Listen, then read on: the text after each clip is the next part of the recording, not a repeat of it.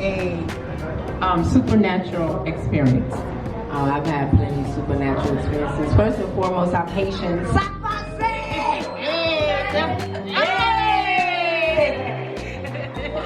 So just being Haitian alone, there's a lot that you understand spiritually. I was raised in the church, by the way, because they'd be like, oh, you do what? No, I was raised in the church, honey. I don't know what voodoo is. But, you know, with Haitians, it's that extreme. Either you're in the church, or it could be voodoo. You know, it could be either or. You know what I'm saying? So we were raised in the church, but my mom is the biggest prayer warrior I know. So I've understood the spirit world, how to pray, and I've seen some things from you. Okay, can you tell us one story? You can make it short. Well, one story, I know when I was young and we first moved to our house in Florida, when we first moved there, I saw a spirit come out. And I couldn't see the face. I saw like the silhouette. It was like a thin black man. And he had like a ripped up shirt and ripped up jeans, almost like a slave that ran away. And I saw him come out and peep at me, and when he saw me, he ran back the other way. But it felt real ancestral. And yeah, but I see a lot.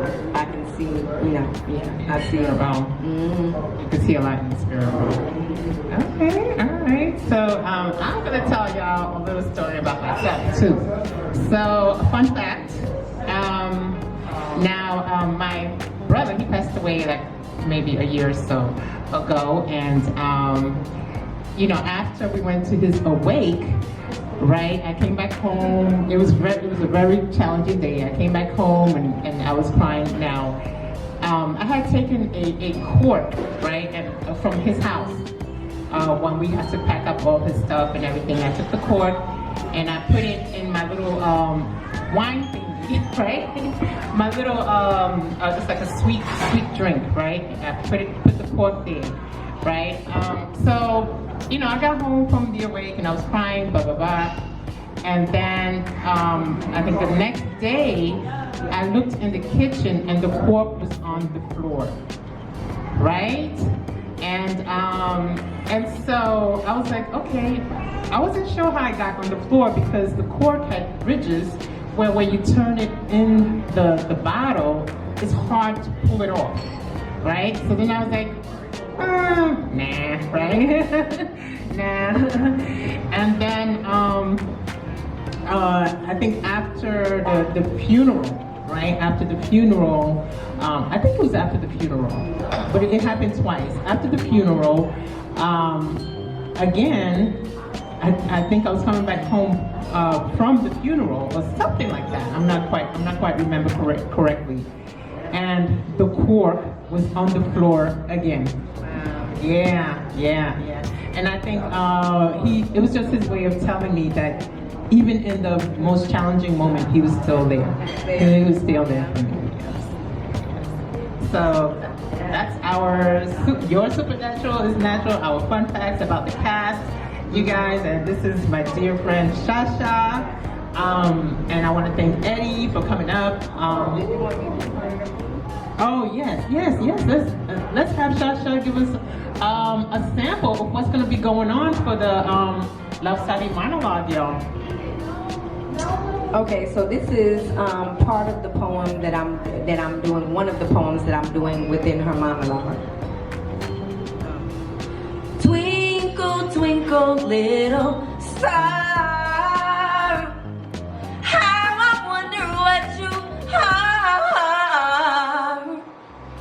Up above the world so high, you're shining like a diamond in the sky. We started off as meteors, a phenomenon in the heavens shining bright together, showing worlds a streak of lights as we passed by. I felt the blessings of the firmaments that Enoch talked about. It was tangible. There was no doubt that we straddled stratospheres. Climaxed while climbing heights. It was a place where only Solomon could take his wife with all his infinite wisdom. Kings and queens from kingdoms could never feel the power of this sheer bliss because we are meteors. We are a phenomenon in the heavens, so tell me, why did you decide to reduce yourself to being a meteorite?